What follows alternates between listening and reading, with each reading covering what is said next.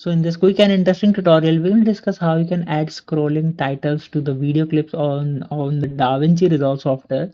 It's a very useful effect. So all you need to do is just simply open the Davinci Resolve software and import the media files and the audio files to the timeline and on the timeline that you have been working. Now, once you are satisfied with the changes, now if you want to add some scrolling effects or scrolling titles, you need to search for it on this effect panel. Now, if I write over there scrolling, you can see scrolling titles are there in the title section. Scroll, you can see how this text is going to be appear once you are satisfied with this, and you have more with some effects as well in the fusion titles, so you can select as per your convenience. And once you are done with the selection, just simply drag and drop to the timeline.